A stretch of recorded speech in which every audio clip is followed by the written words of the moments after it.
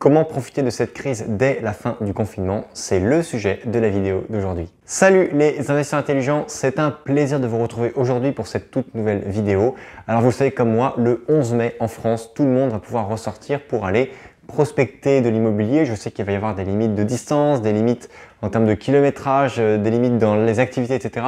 Mais quoi qu'il arrive, à partir du 11 mai prochain, vous allez pouvoir mettre à profit tout ce que vous avez appris, tout ce que vous avez pu réviser, tout ce que vous avez pu étudier en passant un peu plus de temps que d'habitude sur le web.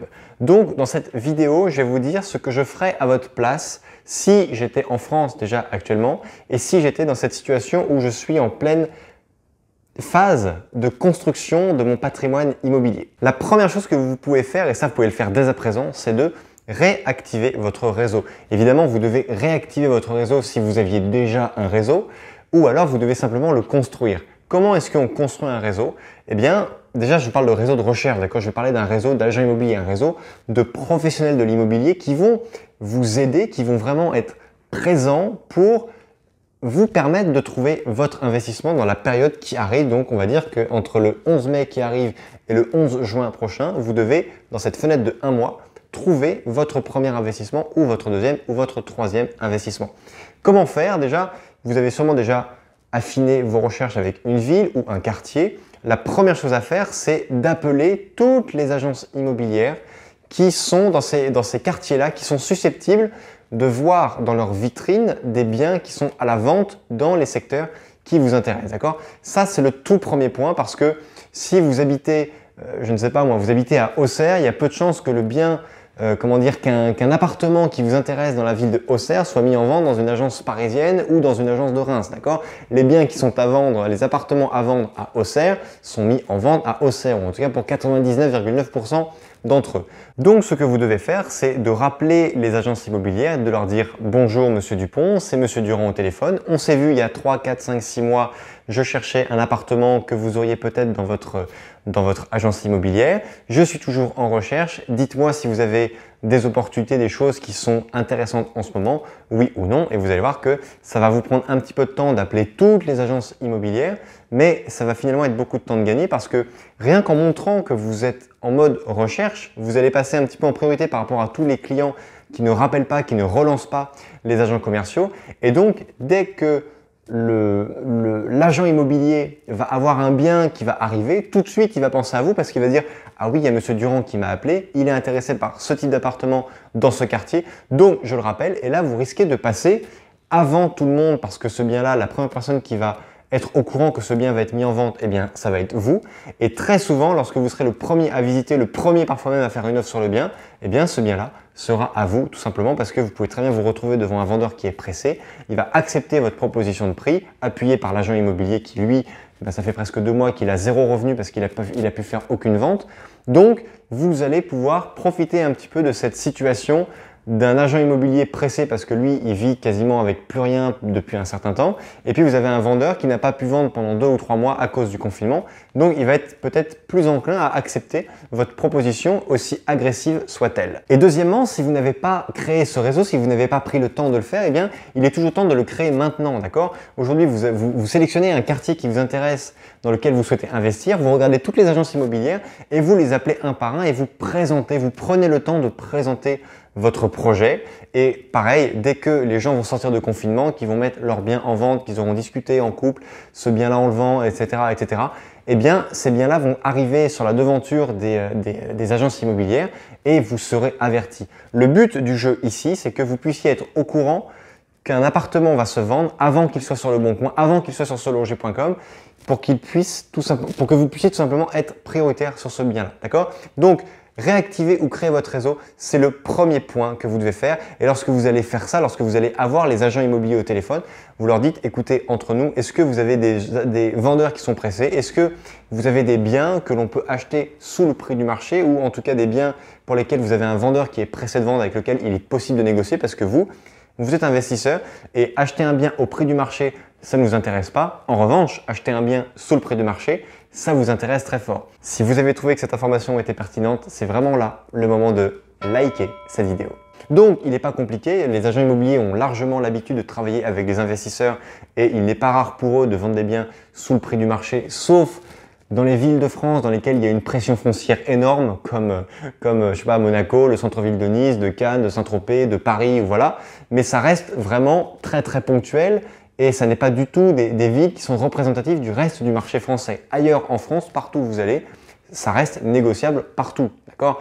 Ce qui est négociable, c'est pas le bien lui-même. Ce qui est négociable, c'est la faculté, ça va être la capacité du vendeur à accepter le prix, d'accord? Donc c'est même pas le bon bien qu'il faut chercher, c'est le bon vendeur, d'accord? Le bon vendeur, c'est celui qui pourra accepter le prix que vous allez lui proposer. Deuxièmement, vous devez impérativement remettre toutes vos alertes à jour. Vous mettez vos alertes sur Le Bon Coin, maintenant c'était possible. Avant, moi j'utilisais Vigicoin, mais aujourd'hui on peut très bien mettre des alertes sur Le Bon Coin et vous pouvez également mettre des alertes sur seloger.com en fonction des biens que vous souhaitez pour être dans les premières personnes à être averti lorsque un bien qui correspond à vos critères en termes de surface, de prix, de situation géographique, etc.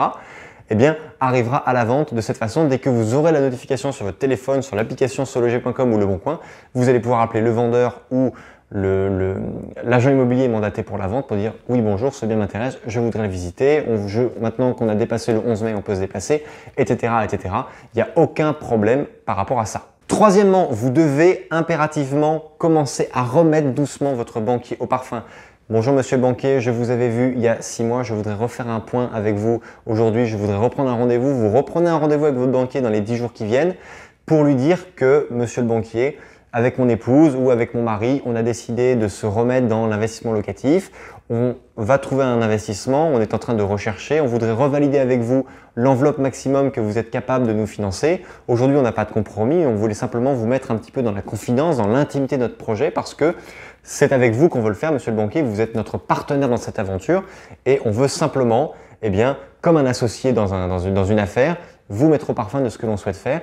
Est-ce que par hasard, monsieur le banquier, dans vos clients, dans la banque, vous avez des personnes qui ont été un petit peu en difficulté et qui souhaitent se séparer d'un ou de deux biens immobiliers qui seraient intéressants et que nous, par exemple, nous pourrions racheter? Et si votre banquier a des clients qui ont des difficultés, il va peut-être pas vous le dire ouvertement parce que comme un médecin, il est soumis bien sûr et heureusement au secret professionnel. En revanche, si vous avez une bonne intimité avec lui, il peut très bien vous dire, écoutez, je peux très bien vous mettre en relation avec une personne qui effectivement cherche à vendre un bien, d'accord? Donc, troisièmement, n'oubliez pas de mettre vos partenaires au courant, notamment votre banquier. En France, il y a vraiment une grande coutume comme quoi les banquiers, ils sont méchants, les banquiers, c'est des mauvais, patati patata. Non, sur la chaîne des investisseurs intelligents, on n'oublie jamais que votre banquier, d'accord, c'est grâce à lui que votre dossier, que votre projet va exister, d'accord? Et que votre banquier a droit de vie et de mort sur votre dossier, sur votre projet. Donc, vous avez plutôt intérêt à le brosser dans le sens du poil parce que s'il n'est pas avec vous dans l'aventure, vous n'allez pas aller très loin. Quatrièmement, un des partenaires majeurs aussi dans un projet immobilier, c'est votre notaire. Et moi, ce que je fais et ce que je vous conseille de faire, c'est d'appeler votre notaire et de lui dire, voilà, maître, est-ce que vous avez des personnes, est-ce que vous avez des clients dans votre étude notariale qui cherchent à vendre un bien suite à une succession, suite à un divorce, suite à tout simplement des clients tout simplement qui veulent se séparer d'un bien immobilier parce que lorsque vous avez par exemple, je vais prendre l'exemple simple d'une succession, lorsque vous avez dans une succession plusieurs biens immobiliers et que vous avez par exemple une maison qui a été estimé à 300 000 euros, souvent l'estimation a été légèrement minorée parce que l'impôt sur la succession va être calé par rapport à l'estimation qu'aura fait le notaire via des experts ou via sa propre étude. Donc, en général, la famille, ce qu'elle fait, c'est qu'elle va tendance à minorer volontairement la valeur des biens immobiliers parce que la taxe sur la succession, la fiscalité sur la succession va être directement corrélée à la valeur du patrimoine immobilier. Et en général, les gens qui vont se séparer d'un bien immobilier dans le cadre d'une succession pour payer les droits de succession, ils vont accepter de vendre au prix auquel il a été estimé. C'est pour ça que lorsque vous achetez un bien immobilier dans le cadre d'une succession directement chez votre notaire, vous êtes quasiment certain dans 95% des cas d'acheter un bien légèrement sous sa vraie valeur parce qu'on va avoir minoré la valeur du bien pour pouvoir faciliter et minorer surtout la quantité d'impôts pendant la succession. Et en plus, si la famille vend le bien à un prix qui dépasse le montant qui avait été fixé par la succession, eh bien, elle va être rattrapée avec une sorte de taxe sur la plus-value. Donc, faites bien attention à ça.